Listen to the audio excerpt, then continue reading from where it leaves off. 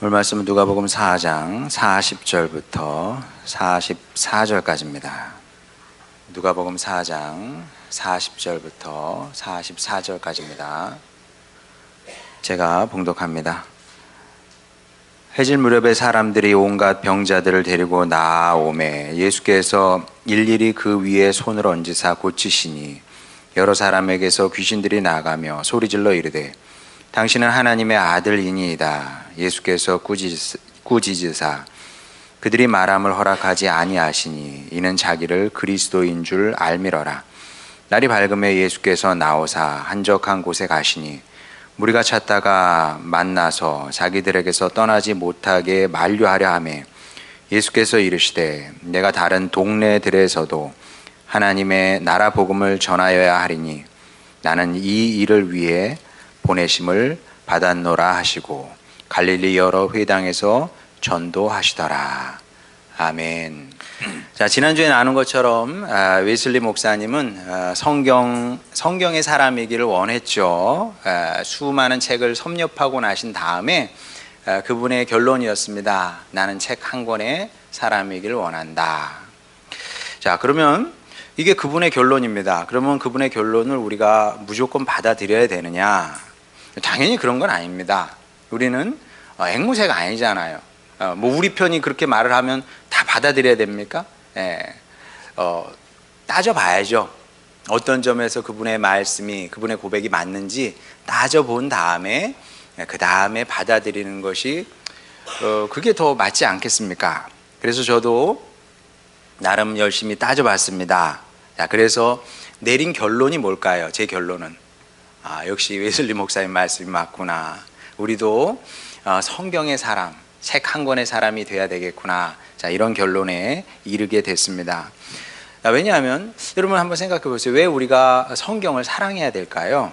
성경이 다른 책하고 무슨 차이가 있는 겁니까? 왜 우리는 성경을 사랑해야 되고 또 성경을 우리 모든 가치 판단과 가치와 또 뭐 의미의 척도로 우리가 성경을 생각을 해야 되느냐? 근데 또 그게 전부가 아닙니다. 성경은 그 이상의 의미예요. 하여간 성경은 그 모든 것, 우리가 할 수 있는 말 그 이상의 의미를 갖고 있는데, 자, 한번 보겠습니다. 2000 수백 년 전 우리의 신앙 선조들이 어떻게 고백했는지 시편 119편 105절 말씀입니다. 주의 말씀은 내 발의 등이요 내 길의 빛이니이다. 좀 유난스러워 보이죠? 우리는 유난스러운 건 그렇게 좋아하진 않지만 근데 어쨌든 좀 유난스러워 보여요. 뭐 이렇게까지 할 필요가 있나 싶기도 한데 근데 이래야 됩니다. 이게 유난스러운 게 아니에요. 우리는 이렇게 하나님의 말씀을 존중하고 귀히 여기고 여기에 가치를 부여해서 최고의 가치를 부여해서 살아야 됩니다. 이 성경이 하나님의 말씀의 권위를 갖고 있기 때문만은 아닙니다. 우리가 꼭 그래서 성경 말씀 앞에서 아멘을 하는 건 아닙니다. 왜 그러면 이렇게 존중해야 되고 귀히 여겨야 되느냐? 왜냐하면 성경이 없으면 정말 중요한 사실을 우리가 알 수 없기 때문에 그렇습니다. 우리가 인생을 살아내야 되거든요. 살아가는 동안에 우리가 반드시 알아야 되는 사실이 있거든요. 그걸 모르면 우리 인생에 치명적인 어떤 영향을 미치게 되는 게 있거든요. 여러분 이집트에서 고고학자들이 이렇게 유물을 발굴하고 하면 보면 의외로 나타나는 많은 알게 되는 사실 중에 하나가 그 당시 사람들이 수은을 많이 썼대요. 특히 여성들이 화장품으로 수은을 많이 썼다 그러더라고요. 지금 관점에서 보면 얼마나 어리석습니까? 근데 그때는 수은이 좋은 거라고 생각을 했던 겁니다. 그러니까 무지하니까 무지 때문에 그걸 얼굴에 바른 거죠. 피부가 어떻게 되겠습니까? 당장은 뽀얗게 보일지 모르지만 결국은 피부를 괴사시키는 역할을 했겠죠. 그런 겁니다. 무지하면 망하는 거죠. 성경이 그런 걸 가르쳐 주는 겁니다. 정말 중요한 거. 성경이 아니면 정말 중요한 것을, 중요한 사실을 우리는 알 수 없게 되는 것이고, 그래서 성경이 없으면 정상적이고 바르고 아름다운 인생을 살 수 없게 되는 겁니다. 비근한 예로 성경이 없으면 우리는 사람이 어떤 존재인지 알 길이 없어요. 사람이 자신에 대해서 질문을 굉장히 많이 했습니다. 과거부터. 사람이 도대체 사람은 무엇일까? 사람은 누구일까? 어떤 존재일까? 자, 그래서 사람은 굉장히 특별한 존재이긴 합니다. 왜냐하면 자기가 누구인지 질문하는 유일한 생명체이기 때문에. 설마 개는 무엇일까? 고민을 하겠습니까? 몰라요. 개가 안 돼봐서 모르겠습니다만은 그럴 것 같진 않잖아요. 사람만 자기에 대해서 질문을 합니다. 자, 그러면 수천 년 동안 열심히 물어봤어요. 우리는 누구냐? 그래서 나온 결론, 답이 뭔지 아십니까? 양극단으로 가요. 양극단을. 자, 물론 인간의 자기 이해는 시대마다 계속 바뀌어 왔습니다. 바뀌어 왔는데 이제 지금 관점에서 보면 양극단으로 오갑니다. 자, 가장 우측에 있는 사람들은 뭐라고 얘기하냐면 인간은 만물의 영장이고 존엄한 존재라고 한껏 치켜 세웁니다. 그렇죠? 예, 인간은 그런 존재라고 얘기를 합니다. 자, 그럼 좌편에 저 극단에 있는 사람들은 뭐라고 얘기하냐면 인간과 동물이 다른 바가 없다. 이렇게 얘기를 합니다. 자, 이 사람들의 얘기도 들어보면 굉장히 설득력이 있어요. 일단 재료가 같대요. 예, 동물하고 사람이 뭘로 구성되어 있습니까? 가장 기본 단위는 세포잖아요. 자, 세포를 딱 놓고 현미경에다 놓고 보면 개의 세포와 사람의 세포가 다르겠습니까? 같겠습니까? 똑같거든요. 똑같아. 세포가 다르지 않아요. 동물 세포는 다 똑같은 겁니다. 물론 식물 세포와 동물 세포는 다르죠. 그런데 동물 세포는 다 똑같은 겁니다. 어디 그뿐입니까? 침팬지와 사람의 DNA가 99%가 DNA 서열이 99%가 같다는 거 아닙니까? 그러니까 이제 분자생물학자들 얘기가 생물학적으로 보면 사람이 동물보다 우월하다고 할 근거는 없다. 이렇게 얘기를 하는 겁니다. 자, 그래서 그 현대의 인간 이해는 진짜 양극단을 오가는 겁니다. 그 범주 안에 모든 사람들이 있는 거예요. 모든 사람들이 사람을 어떻게 생각하냐면 저 우측에 있는 사람들은 존엄한 존재이고 그리고 존엄한 존재이다. 사람이 이렇게 생각하고요. 저 다른 극단은 그냥 동물일 뿐이야. 그 양극단의 그 스펙트럼 안에 사람들이 다 들어있는 겁니다. 예. 자, 근데 성경은 뭐라고 얘기할까요? 성경은 사람이 어떤 존재라고 말씀을 할까요? 전혀 다른 얘기를 하는 겁니다. 자, 우리가 잘 아는 말씀이죠. 창세기 1장 27절 먼저 보겠습니다. 하나님이 자기 형상 곧 하나님의 형상대로 사람을 창조하시되 남자와 여자를 창조하시고. 자, 하나님의 형상대로 창조하셨다고 그러죠. 또 베드로전서 2장 9절 보겠습니다. 그러나 너희는 택하신 족속이요 왕같은 제사장들이요 거룩한 나라요 그의 소유가 된 백성이니 이는 너희를 어두운 데서 불러내어 그의 기이한 빛에 들어가게 하신 이의 아름다운 덕을 선포하게 하려 하심이라. 뭐 얘기하면 긴데 전혀 다른 얘기잖아요. 예. 그냥 존엄해 뭐 이런 얘기가 아니고요. 그냥 우리 동물이야 이런 얘기도 아니에요. 전혀 다른 얘기를 지금 하고 있는 겁니다. 그러면 이 사실을, 자, 성경은 사람이 이런 존재라고 그러는데 이 사실을 과학이 알 수 있겠습니까? 과학자들이 열심히 연구하면, 분자생물학자들이 열심히 분자적으로 연구를 하면 이런 사실을 알아낼 수 있겠습니까? 아니면 철학자들이, 사상가들이 사람에 대해서 고민하고 생각을 합니다. 그리고 나서 이런 결론에 이를 수 있겠습니까? 이건 불가능한 겁니다. 이건 하나님께서 가르쳐 주셔야만 하는 겁니다. 가르쳐 주셔야 알 수가 있는 거죠. 예.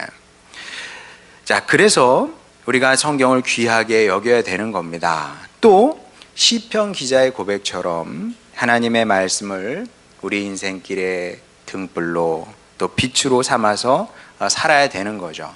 예. 그래야 안전하고 또 바르고 멋지게 살 수 있는 겁니다.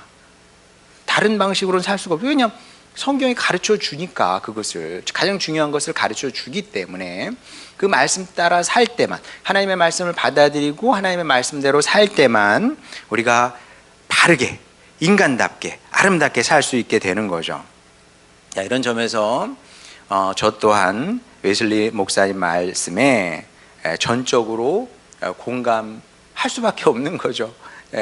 그분이 그랬던 것처럼 대략 한 300년 전 분인데, 그분이 그러셨던 것처럼 우리도 일평생 주님, 저도 책 한 권의 사람이길, 성경의 사람이길 원합니다, 이런 마음가짐으로, 이런 자세로 살아야 되겠죠. 그래서 하나님 말씀에, 성경 말씀에 최고의 권위, 가치, 의미를 두고 살아야 되는 겁니다. 주님 말씀하시면 네 알겠습니다 주님, 아브라함처럼 토 달지 말고, 그런데 우리는 그런 데를 별로 좋아하지 않아요, 차라리 그럼에도 불구하고가 나아요. 주님, 그런데 순종하고 싶지 않겠다는 거거든요. 그게 아니라 주님, 제가 그렇게 하고 싶지 않지만 그럼에도 불구하고 제가 순종하겠습니다. 이게 우리 믿음의 선조들이 보여줬던 신앙 자세거든요. 그러니까 믿음의 조상이 된 거 아니겠습니까? 이 사실을 기억하시고 새해에는, 25년 새해에는 더욱 말씀 생활에 매진하는 여러분이 되시길 바랍니다. 좀 시간이 없고 좀 피곤하고 좀 짜증나고 기분이 울적해도 주님의 말씀을 붙들고 씨름하시기 바랍니다. 그러면 하나님의 말씀이 여러분을 강하게 할 것이고 온전케 하실 것이고 성장하게 하실 것이고, 또 더 나아가서 가장 복된 길로 인도하게 될 겁니다. 그런데 성경은 우리가 누구인지에 대해서만 가르쳐 주는 건 아닙니다. 이거 말고도 무수한 중요한 사실들을 우리에게 말씀해 주고 있죠. 자, 그중 하나가 본문의 43절 말씀입니다. 예수께서 이르시되 내가 다른 동네들에서도 하나님의 나라 복음을 전하여야 하리니 나는 이 일을 위해 보내심을 받았노라 하시고. 자, 보다시피 예수님께서 왜 오셨어요? 하나님 나라의 복음을 전하시기 위해서 오신 겁니다. 이 또한 주님께서 가르쳐 주시지 않으면 우리는 알 길이 없어요. 하나님 나라의 복음을 그걸 어떻게 알겠습니까? 무슨 수로 알겠어요, 사람이? 예수님께서 이 땅에 오셔서 가르쳐 주셨으니까, 주셨기 때문에 우리가 알 수 있게 되는 거죠.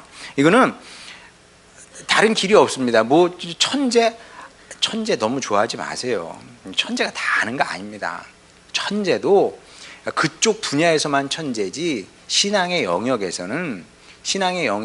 여러분 성경에서 천재 얘기합니까? 지혜로운 사람을 얘기하잖아요. 머리가 좋은 게 중요한 게 아니에요. 그렇게 지혜로운 사람은 뭡니까? 하나님의 뜻을 헤아릴 줄 알고 하나님의 말씀을 이해하고 말씀 따라 살 줄 아는 사람이 그 지혜로운 사람인 거거든요. 그러니까 이게 뭐 천재의 할아버지도 예수님께서 가르쳐 주시지 않으면 이건 알 길이 없는 겁니다. 하나님의 나라의 복음이 뭔지 알겠어요. 자, 그런데 이 예수님의 말씀은 약간의 설명은 좀 필요합니다. 하나님 나라의 복음? 그러면 마음에 잘 안 다가오잖아요. 그래서 이제 하나님 나라의 복음을 이제 알려면 예수님의 전체 삶을 이렇게 좀 큰 그 관점에서 이렇게 조명해 봐야 되는데, 뭐 이걸 지금 시간에 다 할 수는 없습니다. 자, 일단은 이 말씀이 조금 왜 우리에게 좀 어렵고 마음에 안 다가오냐 하면, 하나님의 나라 그래도 좀 어렵고 복음 그래도 좀 추상적이란 말이죠. 근데 분명한 것은 무엇이냐면, 이 말씀이 이제 좀 잘 이해가, 이 맥락 속에서 이해가 잘 안 되는 이유는, 가장 큰 이유는 하나님의 나라 그러면 우리가 천국을 떠올리기 때문에 그렇습니다. 우리는 하나님의 나라 그러면 무조건 죽어서 가는 나라 이렇게 생각을 합니다.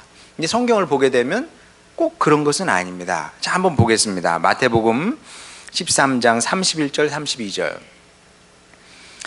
예수께서 또 비유를 들어 이르시되 천국은 마치 사람이 자기 밭에 갖다 심은 겨자씨 하나 같으니 이는 모든 씨보다 작은 것이로되 자란 후에는 풀보다 커서 나무가 되매 공중의 새들이 와서 그 가지에 깃들이느니라. 자, 분명히 천국에 대한 말씀이긴 해요. 근데 죽어서 가는 천국 같지는 않아. 그렇잖아요. 뭔가 좀 설득이 잘 안 되잖아요. 자, 또 한 구절 보도록 하겠습니다. 로마서 14장 17절 18절. 하나님의 나라는 먹는 것과 마시는 것이 아니요 오직 성령 안에 있는 의와 평강과 희락이라. 이로써 그리스도를 섬기는 자는 하나님을 기쁘시게 하며 사람에게도 칭찬을 받느니라. 이것도 마찬가지거든요. 자, 이로써가 중요해요. 이로써가. 자, 여기서 하나님의 나라를 이해하기 위해서는 이로써가 중요한 겁니다. 하나님의 나라는 뭐 이런저런 것이 아니고 뭐 평강과 희락이다. 그래서 이로써는 뭐냐면 여러분이 그렇게 교회 생활을 하잖아. 그로써 그리스도를 섬기는 자는 하나님을 기쁘시게 하고 사람에게도 칭찬을 받는다. 사람들이 보면서 저 사람들이 천국을 사네 이렇게 생각을 한다는 거예요. 그러니까 이것도 죽어서 가는 천국을 얘기하는 것 같지는 않습니다. 야, 그럼 헷갈려요. 그러면 천국이 죽어서 가는 데가 아니고 그럼 또 뭡니까? 자, 어려운 것 같은데 어렵게 생각할 것이 없습니다. 자, 왜냐하면 얘가 이제 이래서 이제 좀 목회자가 좀 필요하긴 한 거죠. 여러분이 혼자 집에서 성경을 읽어도 됩니다만은 이런 점에서 이제 목회자가 좀 필요한 건데, 하나님의 나라에서 나라는 그리스어로 보면 이런 단어입니다. 보세요.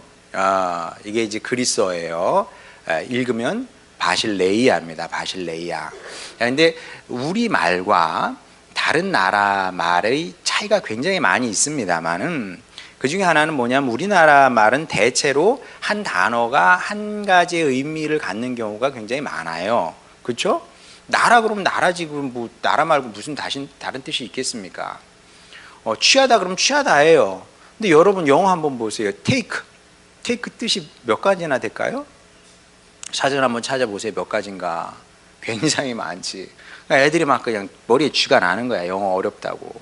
예, 우리말하고 너무나 다르기 때문에. 근데 그리스어도 사실 그리스어, 라틴어, 그 다음에 이제 뭐 영어, 독일어, 불어 뭐 그런 쪽으로 영향을 미친 거거든요. 그러니까 한 단어가 여러 가지 뜻을 가지고 있는데 바실레이아 같은 경우는 크게 두 가지 뜻을 갖고 있습니다. 하나는 공간을 뜻하는 나라라는 뜻이 있고요. 하나님의 나라, 그 나라. 다른 하나는 영향력을 뜻하는 통치 혹은 다스림이라는 뜻을 갖고 있습니다. 그래서 이제 영어 성경을 보게 되면 우리는 다 하나님의 나라라고 번역이 되어 있는데, 근데 맥락에 따라서 영어 성경은 두 가지로 번역을 합니다. 자, 뭔지 보겠습니다. 하나는 Kingdom of God 이렇게 번역을 하고요. 그러면 이제 하나님의 나라가 되는 거예요. 예. 두 번째는 뭐냐 하면 Reign of God이 되는 거죠. 이것은 하나님의 통치, 하나님의 다스림 뭐 이런 뜻이 되겠습니다. 그래서 이제 우리말 성경에는 다 그냥 한 가지로 하나님의 나라 혹은 천국 이렇게 번역을 하고 있다면 영어 성경은 맥락에 따라서 이렇게 1번이 될 수도 있고 2번이 될 수도 있고. 그래서 이제 여러분이 성경을 읽다가 하나님의 나라 혹은 천국이 나오면 여러분도 이제 맥락을 보고 이거는 1번이구나, 이거는 2번이구나 이렇게 받아들이면 되겠습니다. 자, 그러면 연습 문제를 하나 풀어보도록 하겠습니다. 연습 문제. 마태복음 12장 28절 보겠습니다. 그러나 내가 하나님의 성령을 힘입어 귀신을 쫓아내는 것이면 하나님의 나라가 이미 너희에게 임하였느니라. 이거는 1번일까요? 2번일까요? 네, 2번입니다.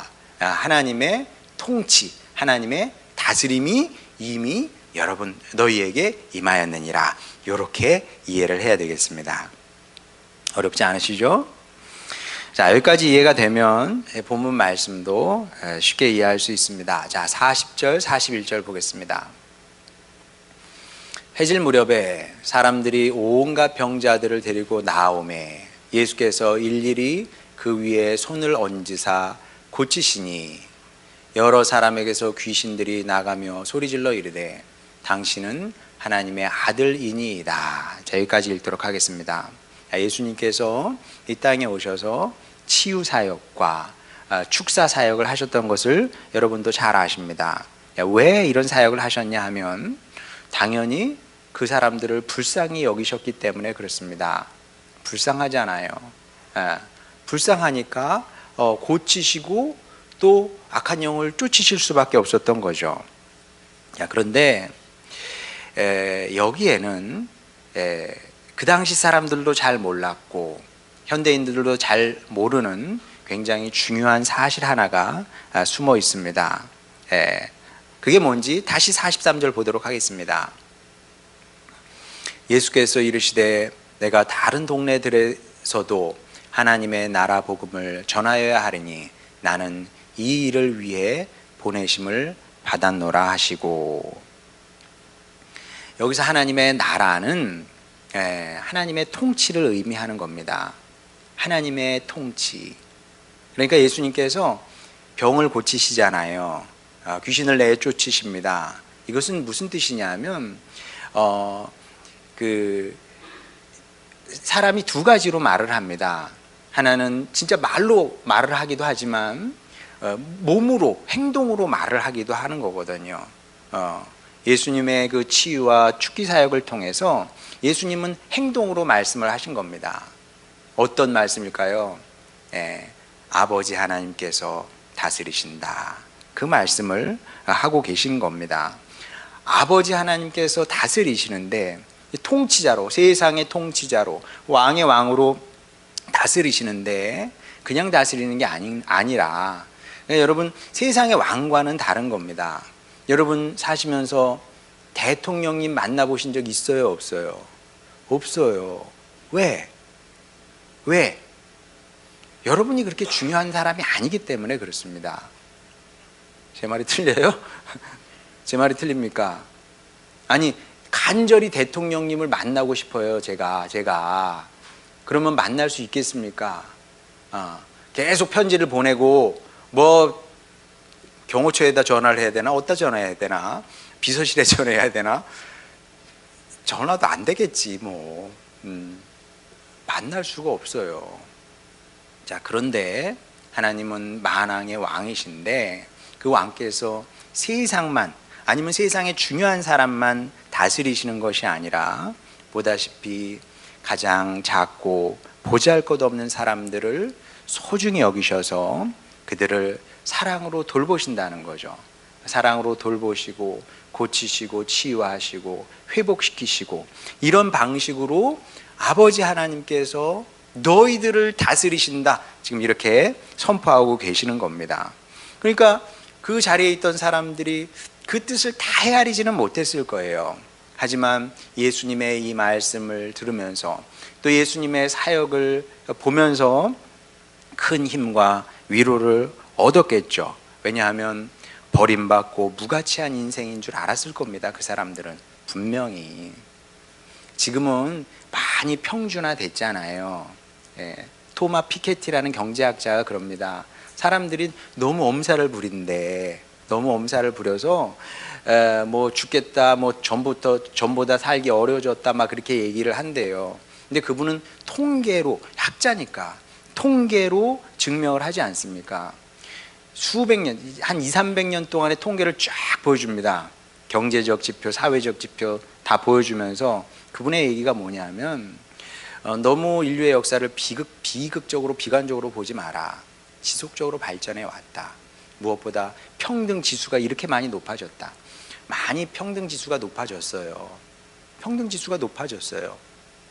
과거에는 여러분 왕이 돌격 앞으로 그러면 창 들고 가면 죽는 줄 알아요. 근데 가야 돼. 왜? 그 당시 인권이 어디 있어? 인권이란 건 없는 거예요. 지금은 다르죠. 지금은 20대 군인들한테 돌격 앞으로 그러면 좀 걱정스럽긴 해요. 쟤네들이 과연 우리나라 지킬 수 있을지 걱정스럽긴 한데, 지금 어쨌든 그런 시대는 아니야. 지금은 그런 시대는 아니에요.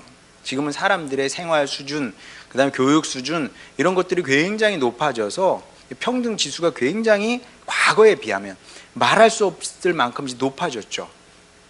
자, 그래서 2000년 전에 이 팔레스타인, 지금 이스라엘 지역에 살았던 그 서민들의 비참한 삶을 우리는 이해를 할 수가 없어요. 어떻게 이해합니까? 우리가 이렇게 배가 부르고 이렇게 잘 먹고 잘 사는데 그 사람들은 진짜 비참했거든. 인간 이하의 삶을 살았던 겁니다. 여러분, 우리나라도 마찬가지. 60년대 저기 청계천, 판자촌 생활했던 그 사진만 봐도 야, 이게 우리나라야? 믿기지가 않아요. 화장실도 없었대요. 어떻게? 아니, 청계천 그냥 근처에서 그냥 그 저기 천 같은 걸로, 천도 아니지, 그냥 뭐 이렇게 뭐 대충 이렇게 맞고 그냥 일 보고 그냥 그랬던 겁니다. 예. 그렇게 사람들이 살았던 거예요. 2000년 전에는 더 했으면 더 했지, 안 그렇겠습니까?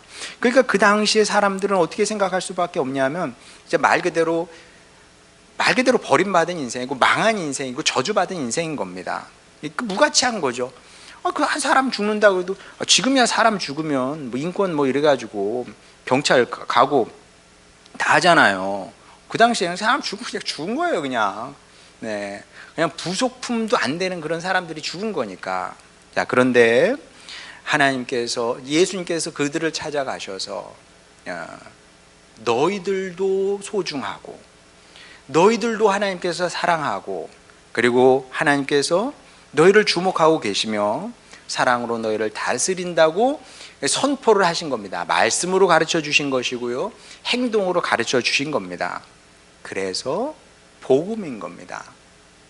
하나님께서 다스리신다는 그 복된 소식, 기쁜 소식을 그들에게 전해 주셨던 것이고, 예수님께서 이 기쁜 소식을 알려주시기 위해서, 가르쳐 주시기 위해서 이 땅에 오신 거죠. 왜?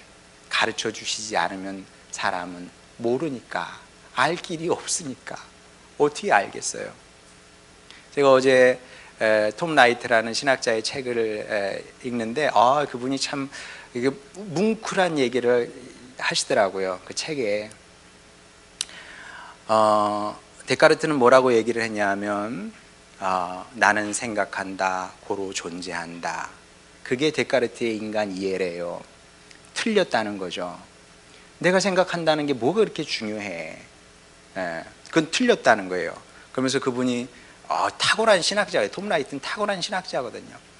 탁월한 신학자답게 거기서 뭐라고 얘기하냐면, 성경을 보면 우리의 존재 이유를 다르게 설명한다는 거죠. 뭐라고 얘기하냐면, 아모르 숨 에르고, 아모르는 나는 사랑받고 있다, 에르고 그러므로 숨 나는 있다, 나는 사랑받기 때문에 나는 있다. 이것이 성경의 인간 이해다. 그분이 그렇게 얘기를 하거든요. 이 사실을 가르쳐 주시기 위해서 예수님께서 이 땅에 오셨다는 겁니다. 자, 새해 첫 주 여러분과 이 말씀을 나누게 돼서 대단히 기쁘게 생각을 합니다. 왜냐하면 소활련 선교사님 말씀이 옳습니다. 그분이 뭐라 그래요? 속에 근심 밖에 걱정 그러잖아요. 속에 근심 밖에 걱정, 늘 고생한다고 이렇게 노래를 하는데, 그게 우리의 인생이에요. 속에 근심 밖에 걱정. 그게 뭐 떠날 날이 있나? 저도 마찬가지죠. 네. 저도 늘 속에 근심 밖에 걱정이 있습니다. 교회에 대한 근심과 걱정이 있고, 또 여러분에 대한 근심과 걱정이 있고, 제가 하나님의 신실하심은 믿습니다. 하나님의 신실하심은 뭐 인간이 좀 뭐 반란 일이 있고 뭐 그런다고 해서 끝나고 끝이는 게 아니에요. 거둬들여지는 것이 아닙니다. 사람은 다르거든요. 어제 다르고 오늘 다르고 또 내일 또 다른 것이 사람이기 때문에, 과연 여러분이 끝까지 이 믿음의 길을 한 걸음으로 갈 수 있을지, 그런 근심과 걱정이 솔직하게 제 안에 있습니다. 그게 이제 안 되면 그건 비극이니까. 그리고 또 우리나라 지금 상황을 보세요. 어떻게 되려나, 이게 지금 어디로 가고 있는 거예요? 어떻게 근심과 걱정이 안 되겠습니까? 국민으로서, 한 국민으로서 근심 걱정이 되죠. 또 뭐 아주 작게나마 또 가정적으로도 마찬가지입니다. 우리 자식들은 신앙생활을 잘하게 될런지, 나보다 나은 그런 하나님의 일꾼으로 살아가야 될 텐데 그렇게 될 건지, 뭐 그런 근심 걱정들이 다 누구에게나 있는 겁니다. 여러분도 마찬가지죠. 이와 비슷한 근심과 걱정이 늘 여러분에게 있었고, 또 뭐 올해라고 다르겠습니까? 올해도 다양한 근심과 걱정이 여러분을 집어삼키려고 달려들 겁니다. 여러분을 옥매고 옥죄려고 들러붙으려고 하겠죠. 그때마다 여러분 근심과 걱정에 여러분 자신을 내어주는 어리석은 우를 범하지 마시기 바랍니다. 그러지 마시고 오늘 말씀을 떠올리시기 바랍니다. 아버지 하나님께서 그냥 아버지 하나님이 아니라 온 세상의 통치자로서의 아버지 하나님께서 우리를, 또 여러분의 가정을, 또 세상을 사랑과 능력으로 다스리고 계신 거죠. 예수님은 이 사실을 가르쳐 주시기 위해서 이 땅에 오셨고, 또 오늘 우리 가운데 성령으로 그렇게 임재하셔서 저를 통해서 여러분에게 이 말씀을 전하게 하신 겁니다. 그러니 여러분, 그분을 믿으면 됩니다. 그 하나님을 믿고 의지하고 그분 안에 거하면 이러는 한 우리는 절대 잘못되지 않는다. 제가 자주 얘기하는 것처럼 잘 될 수밖에 없는 겁니다. 왜? 하나님의 신실하심이, 하나님의 위대한 사랑이 이것을 이룰 수밖에 없기 때문에 그런 겁니다. 그러니 여러분, 이 말씀을 믿음으로 받아들이시고 이 믿음과 확신으로 올 한 해 여러분을 찾아오는 모든 근심 걱정과 맞서 싸우시길 바랍니다. 그래서 주님 안에서 평안 중에 항상 이기며 살아가는 2025년, 그리고 한평생의 삶을 살아내는 여러분 모두가 되시기를 주님의 이름으로 축원합니다. 우리 찬양 부르고 기도하도록 하겠습니다.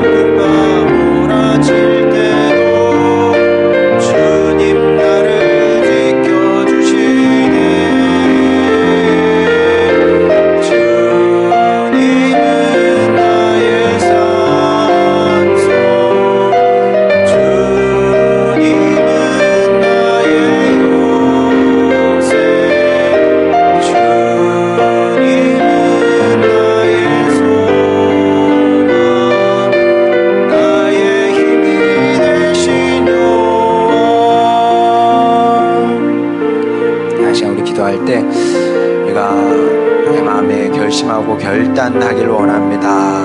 주님, 제가 이제 믿겠습니다. 그럼요, 믿지 않으면 아무것도 이루어지지 않습니다. 아무것도 일어나지 않습니다. 하나님의 사랑을, 하나님의 다스리심을 믿고 받아들일 때만 하나님께서 친히 다스리시는 역사를 경험하게 되는 겁니다.